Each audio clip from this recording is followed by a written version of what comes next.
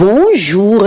Ousmane Sonko revient à la une de l'actualité à travers son transfèrement à la prison du Cap-Manuel, ce que nous apprend Dakar Presse à sa une, où l'avocat d'Ousmane Sonko, Maître Ciré Clédor Ly, dénonce un enlèvement effectué nuitamment. Mais le ministère de la Justice apporte des précisions qui portent la signature de l'administration pénitentiaire dans Vox Populi, où celle-ci indique que Sonko a été sorti de réanimation sur décision du médecin et transféré à la prison du Cap-Manuel sur une recommandation de son médecin traitant entre autres. Mais dans ce journal, son avocat Maître Ciré Clédor Ly continue de dénoncer un enlèvement et affirme que tout est mis en œuvre pour fausser la volonté populaire au soir du 24 février 2024 en privant Sonko de ses droits électoraux. Et Source A dévoile la raison cachée du souhait d'Ousmane Sonko de retourner en prison. Selon ce journal, en retournant en prison, le leader de PASTEF espère pouvoir recevoir de la visite car le doyen des juges avait pris tellement de restrictions que seuls ses avocats, ses deux épouses et son chef de protocole avaient la possibilité de le voir au pavillon spécial. Mais attention, alerte ce journal, Maham Diallo avait élargi cette mesure restrictive à tous les individus arrêtés dans le cadre de dossiers politico-judiciaires et entrés à PASTEF.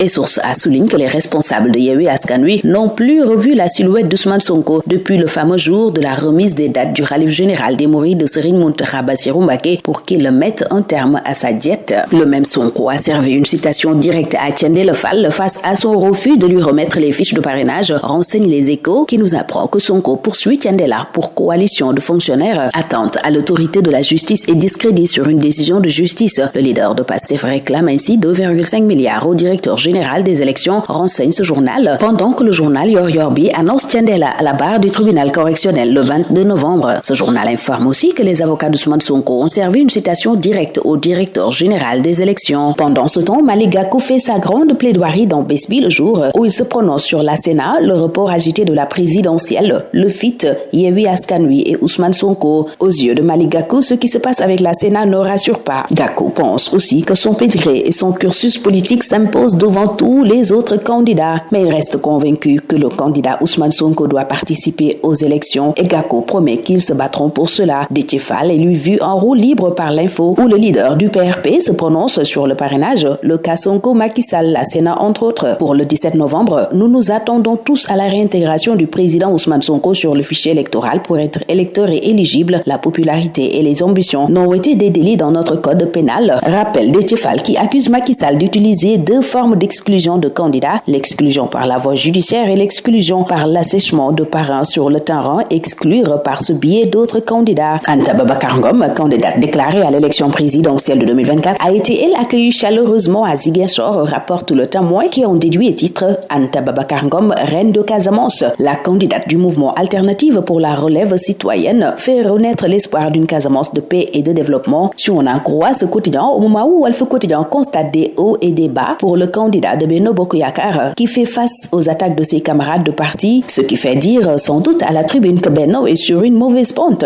Le quotidien du groupe des médias pointe la rébellion qui s'intensifie contre Amadou Ba au sein de la majorité présidentielle où tout le monde se soupçonne, ce qui place leur coalition dans une mauvaise posture à quelques mois du scrutin. De l'avis de ce journal. Et le journal Enquête voit le front de l'opposition contre les dérives du régime actuel à la recherche du temps perdu. Ce journal pointe un réveil brutal pour les opposants tétanisés par le mortel combat entre le régime et PASTEF. Mimi Touré et compagnie essayent ainsi de s'organiser pour faire face au régime qui déroule, selon ce quotidien qui souligne que FIT s'inscrit dans une longue tradition de front contre le pouvoir en place. Au même moment, El Malick Ndiaye est sans tabou dans Source A. Ce cadre de PASTEF indique d'emblée qu'ils ne sont pas des opposants du jour et des négociateurs du soir. Nous avons choisi de faire de l'opposition radicale et nous l'assumons, tonne El Malick Ndiaye concernant les cocktails Molotov. Ce qui s'est passé récemment en France est pire, mais vous n'avez vu aucun jeune Français être traité de terroriste et pourtant ils piégeaient des véhicules, ils ont brûlé et saccagé, fait comme bon leur semble, lance-t-il pour dédouaner les patriotes qui selon lui n'ont fait que résister et ils ont payé le plus lourd tribut avec une cinquantaine de morts, plus de 1000 prisonniers, des centaines de blessés, déplore-t-il. Et ce que l'observateur semble déplorer, ce sont les mandats expirés et l'illégalité continue dans la gestion des affaires publiques. L'Obs pointe ainsi les risques d'invalidation des décisions prises, les privilèges indus et les voies de remboursement. Macky Sall lui a dévoilé ce qu'il attend du prochain président de la République face au responsable Benno Bokk Yakaar de Kédougou, renseigne l'observateur. Et le même Macky Sall a doté Kédougou selon Le Soleil qui fait le point sur les nouvelles infrastructures. Et le quotidien de Madiambal Diagne dévoile les cadeaux d'adieu de Macky Sall à la région de Kédougou à l'occasion de sa tournée économique. Ce journal pointe notamment le désenclavement et l'accès à l'électricité qui sont sont en hausse. Et selon Vox Populi, Macky Sall, qui a lancé de grands chantiers routiers à Kédougou, est attendu à Kaolack ce mercredi. Libération, pendant ce temps, signale des défections dans la coalition Diao 2024 et renseigne que le secrétaire général et des délégués se sont barrés avec les parrainages. Mamboy Diao, lâché par ses délégués, ont déduit et note le quotidien. Et cette défection au sein de la coalition Diao 2024 est en uppercut de Doura Baldé à Mamboy Diao, si on en croit l'AS, journal qui signale par ailleurs la résurgence de la traite négrière dans la pêche, faisant état de plus de 100 000 pêcheurs réduits en esclavage. Et ce sont des navires chinois et européens que ce journal signale au banc des accusés. Et c'est le moment choisi par Libération pour nous apprendre que la Sanctif a coincé Global Metal Trade sur 2 milliards de francs CFA. Il s'agit d'une affaire de blanchiment résultant d'une faute fiscale grave liée au commerce de fer à béton, précise ce quotidien qui raconte comment la société et son dirigeant, le Turc Nihat Arzum Oglu Maharamzada, ont été cernés. À l'étranger, Nihat a fait aussi l'objet de 3 déclarations de soupçons impliquant des transactions incompatibles avec son profil de client et des transferts d'argent suspects selon la Sanctif,